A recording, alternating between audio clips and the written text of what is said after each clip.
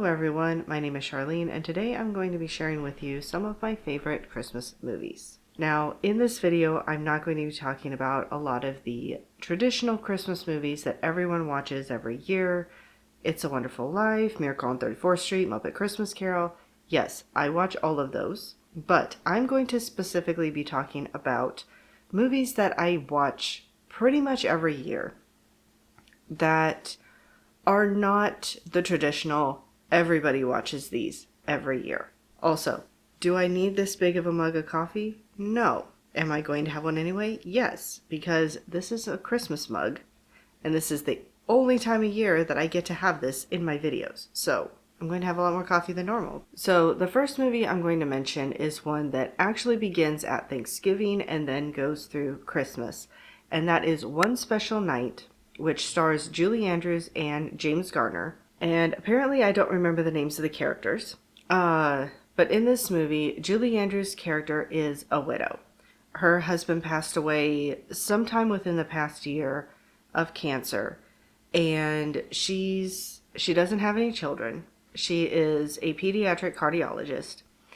And she's just kind of trying to get through the holidays.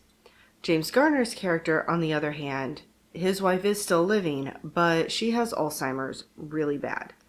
And he has two daughters, one who lives in the same town as him. She has one son, she's pregnant with another child, but her and her husband's marriage is not going well.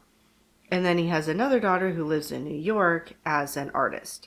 Then one night on Thanksgiving, he is visiting his wife in the assisted living facility that she's in, and Julie Andrews' character periodically goes to the same living center to kind of talk with the nurses and also just to sit in her husband's old room. It's a place where she feels like she can be close to him. And there ends up being a big snowstorm. James Garner was driven there, was going to catch a ride back, but now no taxis want to come in, so Julie Andrews offers him a ride. Unfortunately, yes, the roads are bad, and they end up having to shelter down in a house overnight. Now, in case this makes anyone concerned of, okay, she's a widow, but his wife is still living, what is going on? No, nothing happens between them. Really, in the first part of this movie, it's just a bit of back and forth between we're kind of getting to know each other and get along and become friends, but there's also some tension. So, no, there's nothing more between them than that. Again, it takes place from Thanksgiving to either Christmas Eve or Christmas Day. But it's a really sweet story, and it is a hard story at times to watch, but I really enjoy watching this one every year. All right, the next movie I think also begins around Thanksgiving, and that is A Grandpa for Christmas, which stars Ernest Borgnine. And in this movie, he is estranged from his daughter. He and his wife divorced years ago when his daughter was really little. She's an adult now, has a daughter of her own, but they haven't been in communication since she was very young. Then she gets into an accident and has to go to the hospital. So his granddaughter is brought to him to take care of until her mom can be released from the hospital. This granddaughter doesn't know her grandpa, doesn't like her grandpa because the story she's heard from her mother and her grandmother has passed on, that's why she's not given to her. But as you can probably guess, over the course of the story, they do get to know each other, and she might discover that maybe her grandpa's not as bad as she thought. Again, another really sweet story, really good family story. There's also a lot of music in this because there's a school pageant, the girl sings, and so we get a lot of that as well. Okay, I think the rest of these all take place right around Christmas time. So the next one is Once Upon a Christmas, which stars Kathy Ireland and John Dye. And in this one, Kathy Ireland plays Santa Claus's daughter. And Santa is going through the list, and there's so many naughty kids on the list that he decides, forget it, I'm canceling Christmas, I'm done with this. And Kristen asks him, Kathy Ireland's character asks him, if she can get one family who's currently on the naughty list onto the nice list by Christmas, will he then have Christmas? because he's mostly saying there's no hope. And she's like, this would give you hope. So he decides, sure, if that's what you want to do, you can try, but it's very hard to get somebody from the naughty list back onto the nice list. So she ends up going to stay with the Morgan family to get to know them and try to get them to change their ways, become better people, and get them on the nice list, which does end up being harder than she thinks it's going to be. John Dye plays a single father who's raising 2 kids while trying to get his own business up and running, and his kids are kind of out of control. They don't behave in school, they don't do the work they're supposed to, they don't do stuff around the house that they're supposed to, and he's gone a lot doing work. So Kristen very much has her work cut out for her. Now, I will be honest, in case you do go watch this movie, are the graphics really cheesy? Yes. The computer generated graphics are not the best in this movie. There are some cheesy aspects to it, but overall it's a really sweet story and it has a really good message.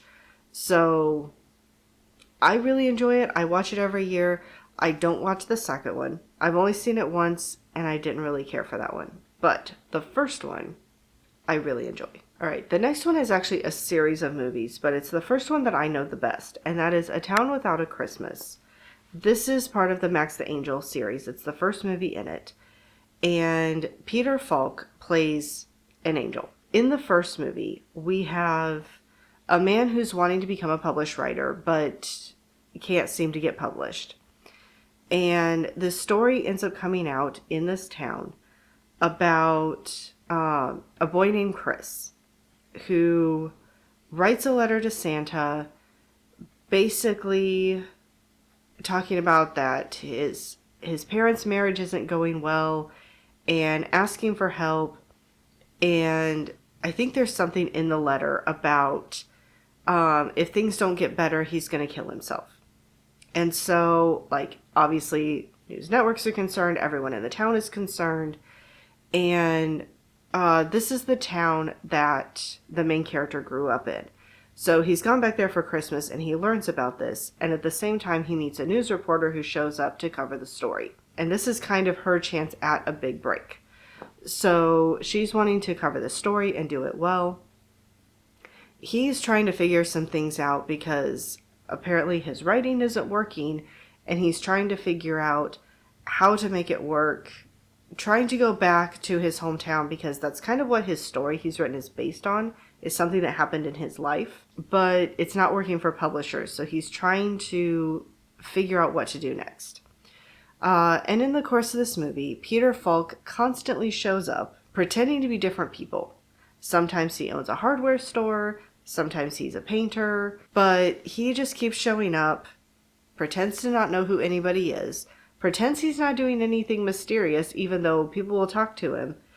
They turn away, they turn back, he's gone, and you don't see him again for quite a while. It's a really good story. Yes, we do obviously follow the story of Chris and what's going on and try to figure out who is Chris. That's the thing the town can't figure out, is they don't know who Chris is. So they're trying to figure out who's the boy who wrote the letters. You know, that's kind of the driving part of the story, but there's other things going on at the same time.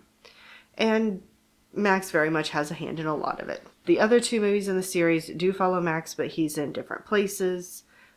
There's different things going on. I do like all of the movies, but again, A Town Without a Christmas is the one that I know the best because I've seen it the most. Alright, the next one is The Most Wonderful Time of the Year.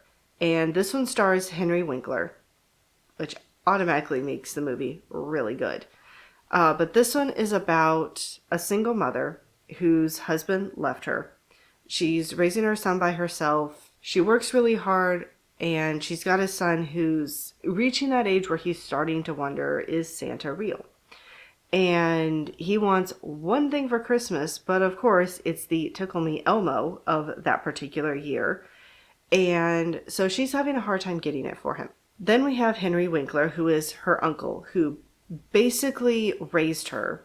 Her aunt and uncle were the ones who raised her because her mother was really not there for her. I'm pretty sure at some point in the movie, Henry Winkler calls her a flake. He lives in New York, and I think she lives in Chicago, or near Chicago.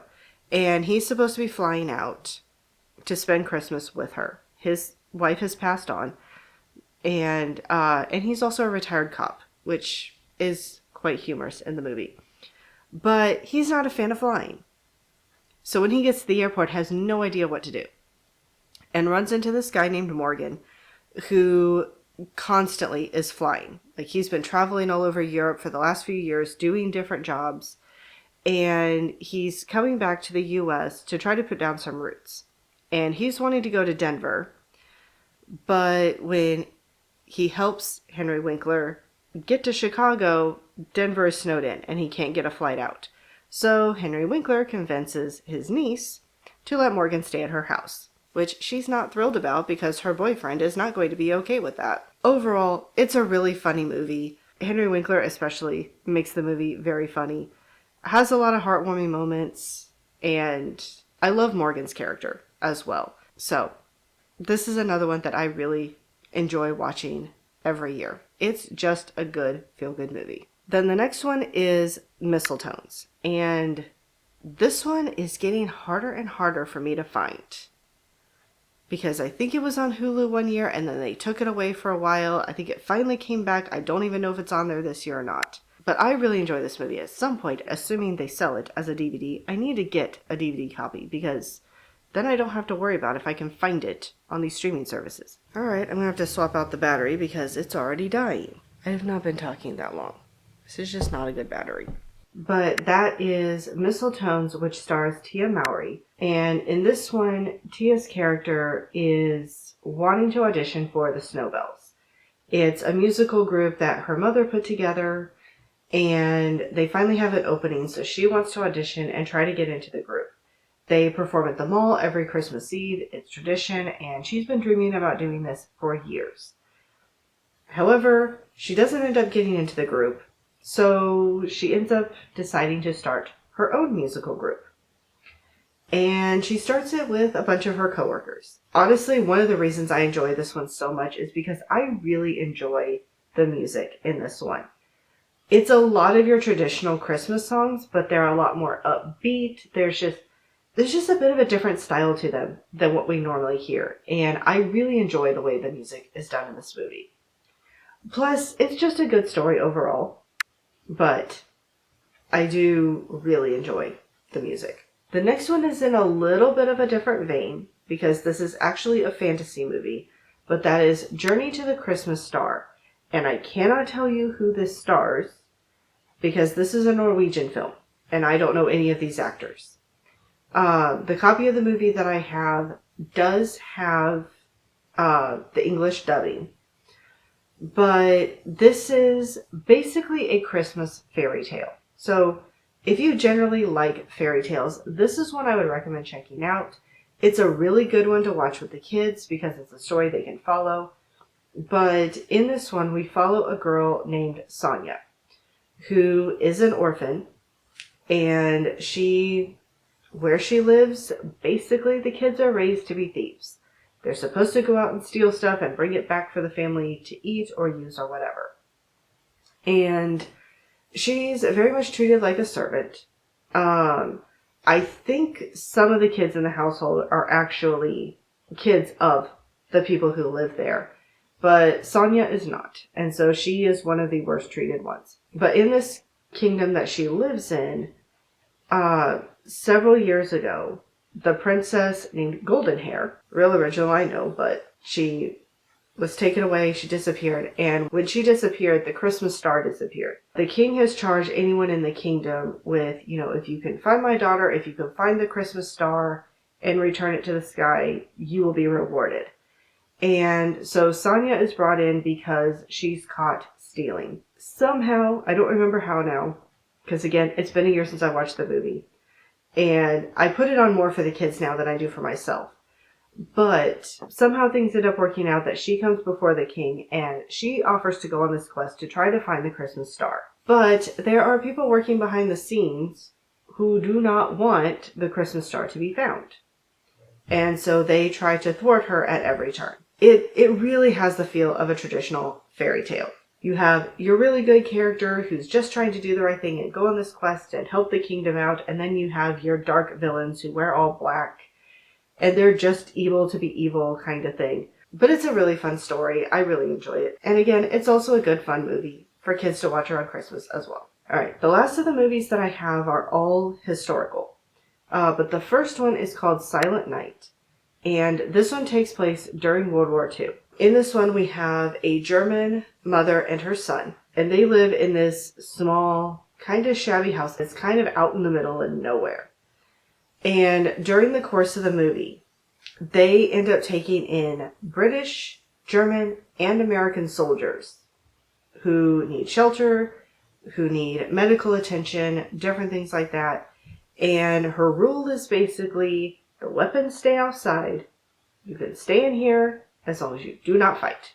And being set during World War II, it's a really heartwarming movie of just seeing these people initially starting out as we hate each other, we're on opposite sides, to slowly learning to tolerate each other for the sake of being able to take shelter here. That is one that I would definitely recommend. It is a really good story. And the movie also stars Linda Hamilton, who you may know from the Terminator movies as she plays Sarah Connor. The next one is Christmas for $1. I don't know where in the US it's set, but it is set during the Great Depression in a small town. We're following a family whose mother has passed away. I don't remember how long ago she died, but she has passed away. And the father is doing what he can to make ends meet, to provide for his family. And some of the older kids are wanting to, or at least one of the older kids is wanting to go out and get a job to help provide for the family. But the father is like, no, I can make it work. We're going to be fine. You don't need to go to work. You need to stay in school, focus on your studies, that kind of thing. Where the title of the movie comes from is that because money is so tight, it's kind of the question of like, what are we going to do for Christmas? With as little money as we have, what are we going to do? And so what the father ends up doing is he takes $1 in coins and he puts them on the mantle of the fireplace. And each person in the family is assigned one person to get a gift for Christmas. And everybody has this $1 to use to buy gifts for everybody else. And, it could be you buy materials and you make something, or you could just buy something from the store, whatever it might be. But everybody has to use this $1 to buy gifts for everybody else. And this is another one that's just a really good family movie. There is a little bit of a romance in it, but it's very small, very minor. We also see the kids a lot as they're in school and, around the other kids and kind of the relationship between all of them. But the main part of the movie is the story of this family and their love for each other and how they take care of each other and all of that.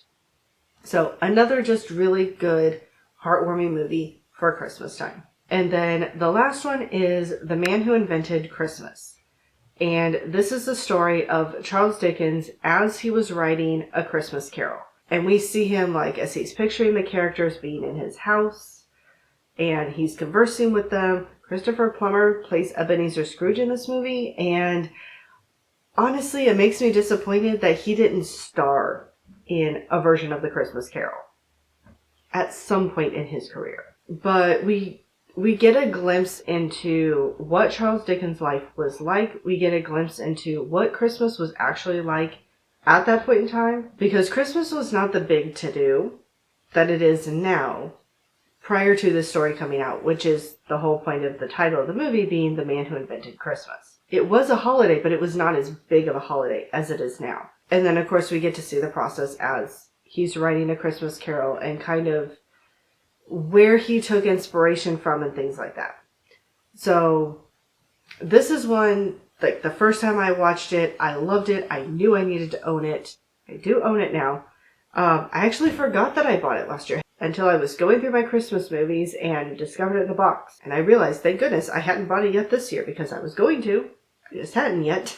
But yes, really enjoy this movie. Highly recommend it, especially if you enjoy A Christmas Carol. All right. That was a long list of movies, longer than I thought it was going to be. But hopefully at least one of these sounds of interest to you. These are movies that I enjoy watching pretty much every year. Sometimes I don't end up having time to get to all of them, but these are the movies that are kind of my priority every year. Let me know down in the comments below which movies are must-watches for you every year, especially the ones that are kind of off the beaten path, the ones that not as many people know about, because I'm always interested to find more good Christmas movies that are not just the traditional ones that everybody watches. Other than that, I hope you're having a wonderful Christmas season, and I'll see you later.